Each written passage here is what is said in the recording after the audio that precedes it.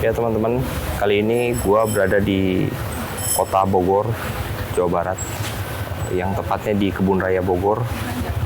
Kali ini gue mau mengunjungi makam Mbah Japa atau terkenal silsilahnya dengan Prabu Siliwangi.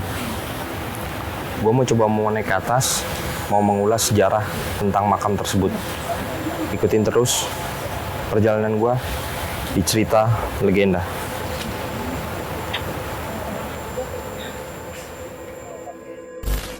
Boleh dijelaskan Pak, yang satu ini makam dari? Jadi ini nomor 3 ya. Nomor 3. Dari Boratugalu Mangkualam. Ini dikenal beliau ini adalah Senopati ya, yang bernama Mbah Baul. Jadi beliau dipercaya oleh kerajaan menjadi Senopati ya, kerajaan Pajajaran. Masa zamannya itu dikenal namanya Mbah Baul. Mbah Baul. Ya, itu aja sudah. Segitu aja. Oke. Ya. Karena penjelasannya tadi sudah. Iya. Sudah? Oke, kita.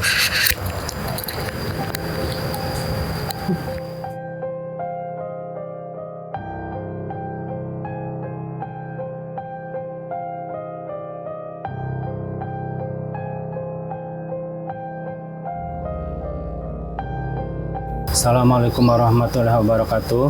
Perkenalkan, nama saya Pak Abdurrahman. Tugas saya sehari-hari mengurus situs Ratu Galuh Mangkualam Prabu Siliwangi. Tempat ini dikenal sebagai pemakaman Ratu Galuh Mangkualam Prabu Siliwangi.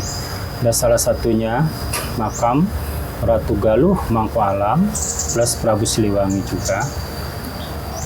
Ibu Ratu Galuh Mangkualam ini dihapit oleh 2 panglima. Salah satunya panglima itu yang di atas makamnya itu namanya Mbah Jepra. Dan kedua ada makamnya Mbah Baul, itu beliau sebagai dikenal Senopati.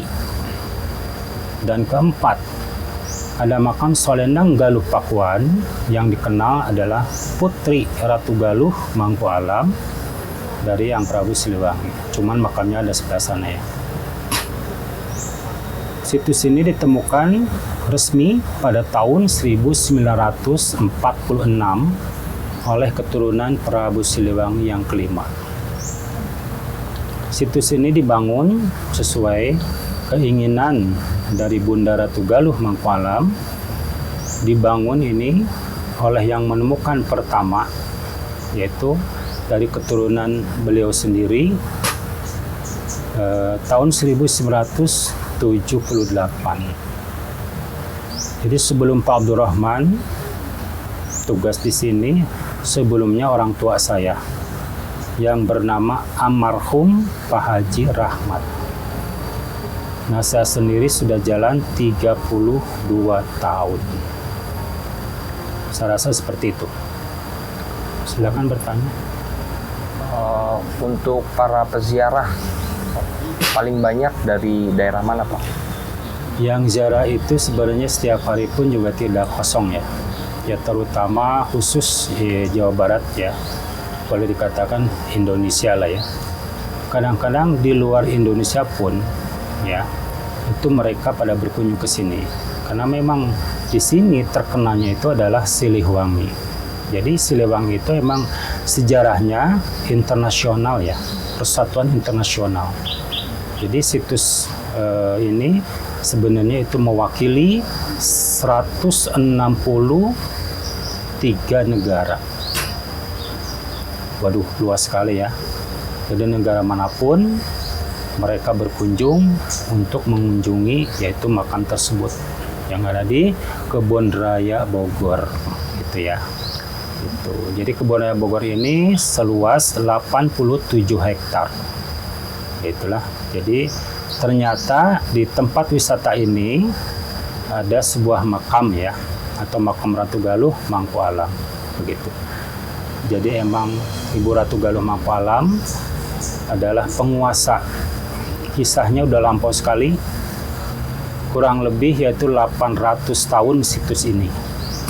Gitu ya. Jadi beliau inilah yang punya cikal bakal atau yang membuka pertama, yaitu terkait kerajaan yaitu Pajajaran yang dirajai oleh suaminya beliau adalah Prabu Siliwangi. Seperti itu kisahnya. Total keseluruhan makam kalau boleh tahu di tempat ini ada berapa makam, Pak? Kalau makam yang sering dikunjungi ya dari berbagai macam bagaimana negara itu ya, terutama ini kan. Selain ini pun juga yang setahu saya, tapi yang lain dari tempat ini tidak banyak dikunjungi ya. Saya kalau dihitung, waduh nggak kehitung dah ya gitu. Cuman mungkin ya kalau dari sini yang makam yang sering dikunjungi seperti Madalam ya tadi ya, itu sering dikunjungi oleh umum ya. Ya kalau ini ya udah jelas kan dikunjungi oleh berbagai macam negara. Gitu. Jadi saya tidak bisa dari satu persatu dihitung jumlah tersebut ya makam yang ada di sini gitu. Karena kalau saya hitung makam yang ada jumlah di sini, takut saya salah, yang tidak kehitung nanti bagaimana gitu ya. Yang hanya terlihat di sini ada berapa makam, Pak?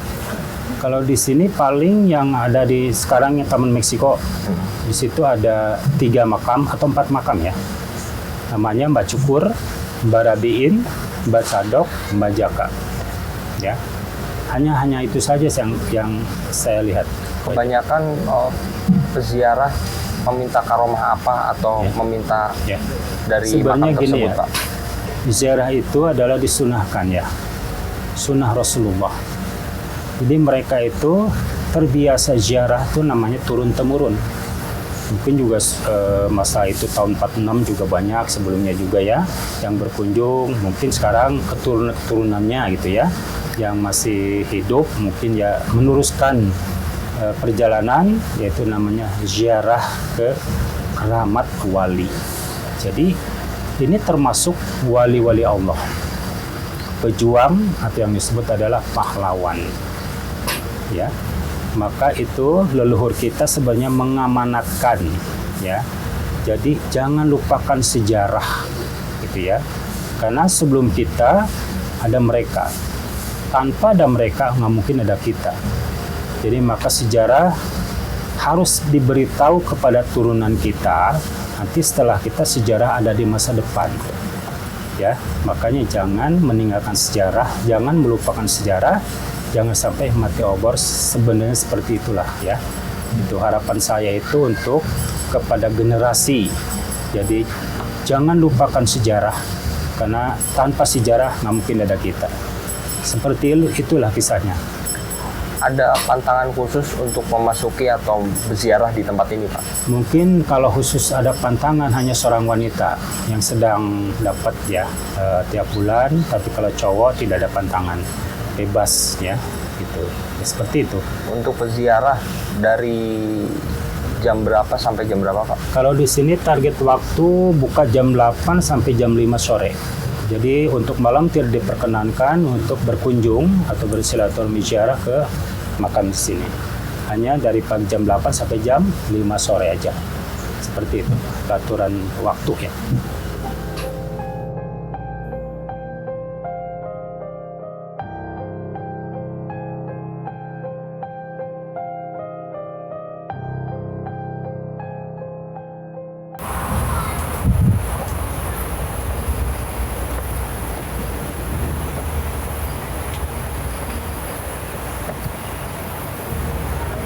Perjalanan cerita legenda kali ini mengulas tentang penyebaran agama Islam di daerah Jawa Barat. Kali ini cerita legenda mengulas sejarah makam Mbah Jepra. Ada hubungannya dengan